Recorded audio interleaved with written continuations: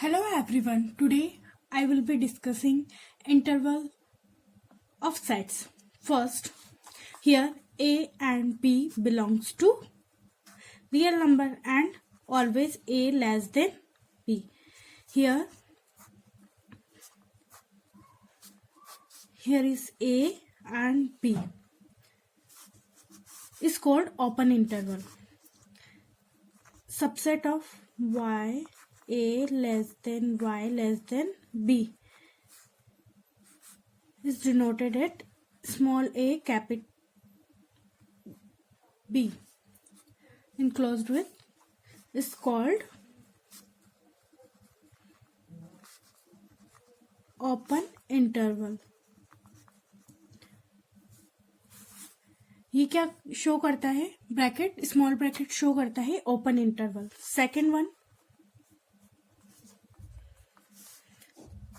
ये closed interval जब दोनों क्लोज होंगे A एंड B, इसको हम डिनोट करेंगे x A less than equals to x less than equals to B is equals to capital A comma capital B. ये show करता है हमारा क्लोज्ड इंटरवल.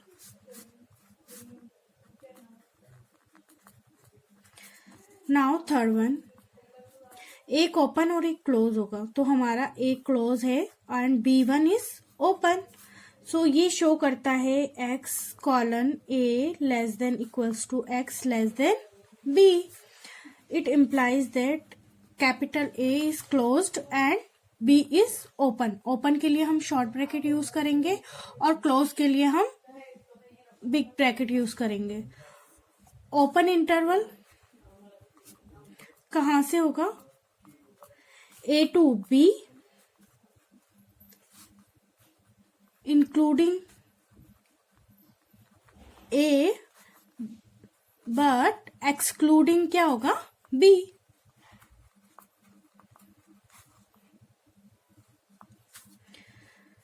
Similarly A इस बार ओपन होगा एंड B इज क्लोज्ड. हमारा होगा x colon A less than x less than equals to B, जिसे हम शो करेंगे open A comma B closed. Okay, is an open interval A to B including B but excluding A. Now we will discussing power set.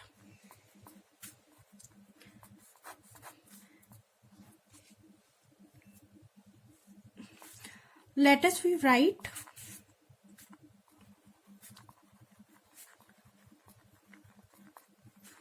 all the subset of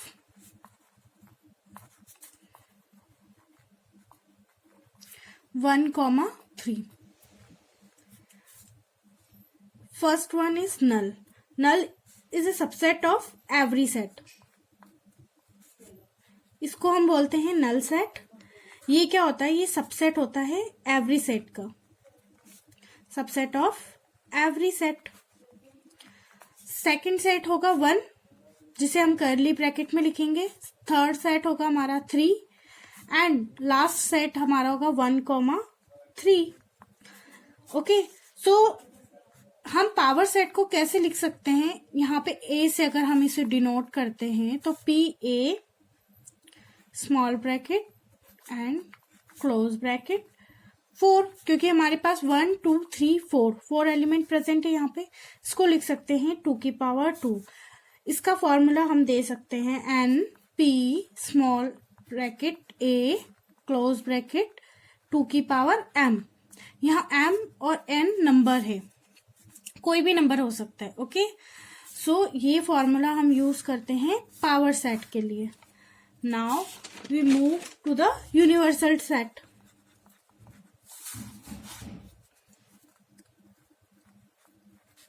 universal set क्या होता है? इसे हम denote करते हैं capital U से. और इसमें क्या होता है, जैसे एक सेट है जिसमें हम ऑल रियल नंबर डिफाइन करते हैं, और हम इसमें डिफाइन कर सकते हैं ह्यूमन बीइंग, ऐसे लिख सकते हैं A is a set of R real number of human beings. Okay, so this is called as universal set. Now we move to the Venn diagram.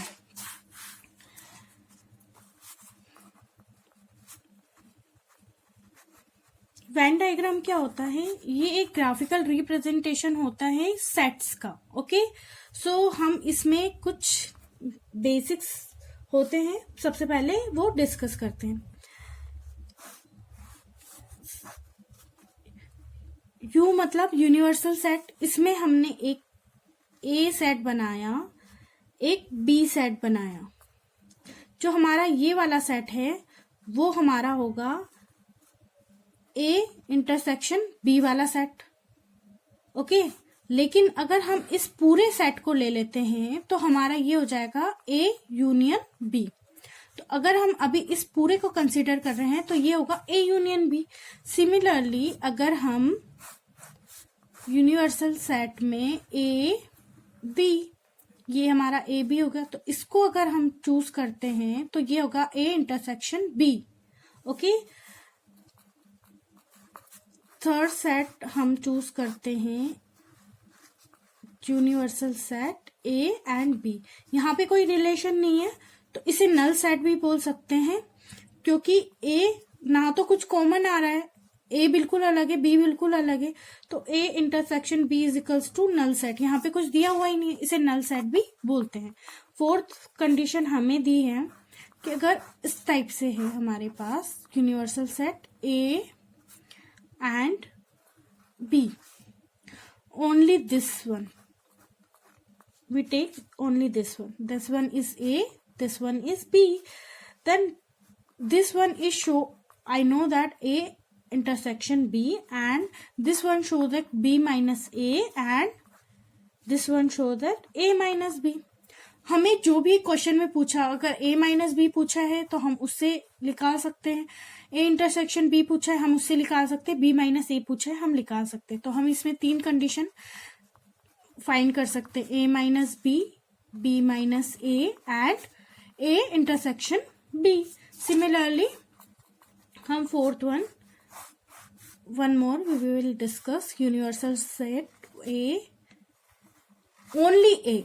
अगर किसी ने पूछा ओनली ए, तो ओनली ए में सिर्फ ये वाला आएगा पार्ट, तो इसको ए माइनस बी कहेंगे. ओके, सो अगर हमें तीन दे रखा है, यहाँ पे सेट ए सेट बी दे रखा है, अगर सेट सी दे रखा है तो हम पहले तीन का डायग्राम बनाएंगे. A, okay, second one is here B and third one is C. A B and C, ये दोनों का इंटरसेक्शन है, तो यहाँ पे लिख सकते हैं ए इंटरसेक्शन सी. बी और सी का इंटरसेक्शन ये वाला पार्ट है, ये इतना पार्ट, तो हम इसको लिख सकते हैं बी इंटरसेक्शन सी. ये जो पार्ट है इन दोनों का पार्ट है, तो हम ए इंटरसेक्शन बी लिख सकते हैं. बट ये जो कॉमन पार्ट है इसको हम लिख सकते हैं A intersection B intersection C, क्योंकि ये तीनों का कॉमन पार्ट है. अब इसी को ही हम यूनिवर्सल सेट में डिफाइन कर सकते हैं, ये यूनिवर्सल सेट. ओके, अगर आपको किसी क्वेश्चन में पूछा है ओनली ए, तो we can use only this part. Only B ये वाला, ओनली सी ये. अगर हमें इन दोनों का कॉमन पार्ट पूछा है तो A intersection C, B intersection C, ऐसे ही ए इंटरसेक्शन बी. तीनों का कॉमन पार्ट ये वाला होगा. ओके, हम कुछ प्रॉपर्टी है जो हम यूज करते हैं. Sum property,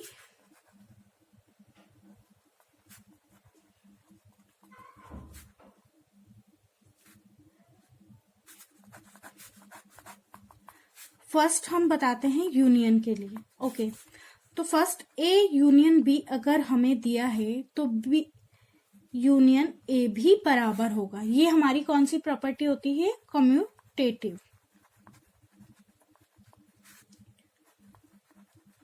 okay, second one, अगर हमें A union B union C is equals to A union B union C दिया है, तो हमारी ये वाली प्रॉपर्टी होगी एसोसिएटिव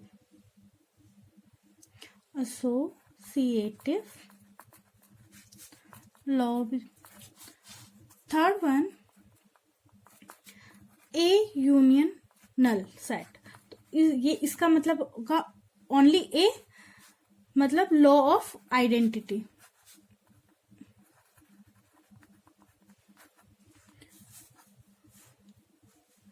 और we can say that phi is an identity of universal set.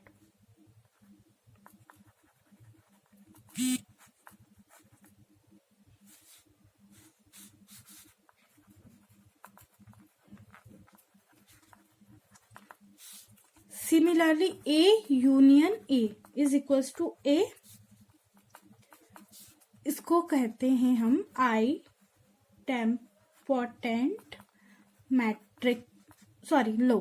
Okay, similarly हमारी जो इंटरसेक्शन की भी प्रॉपर्टी सेम ही होती है, यूनियन की जगह बस हम इंटरसेक्शन यूज करते हैं, तो वो हम सेकेंड लेक्चर में डिस्कस करेंगे, इसके बाद वाले में और एग्जाम्पल भी देखेंगे। ओके, अभी तक हमने पढ़ा कि इंटरवल्स ऑफ सेट कौन कौन से हैं, 4 तरह के हैं, उसके बारे में पढ़ा। पावर सेट क्या होता है, नल हमेशा होगा, सबसेट एवरी सेट का, यूनिवर्सल सेट के बारे में पढ़ा। उसके बाद हमने वेन डायग्राम के टाइप पढ़े कि A यूनियन B क्या होता है, A इंटरसेक्शन B क्या होता है, A माइनस B क्या होता है, नल सेट क्या होता है। ओके, फिर अगर हमें 3 सेट दिए हैं तो उससे हम कैसे डायग्राम बना के और आंसर कर सकते। उसके बाद में हम कुछ यूनियन की जो प्रॉपर्टी है उसके बारे में हमने डिस्कस किया। Thank you.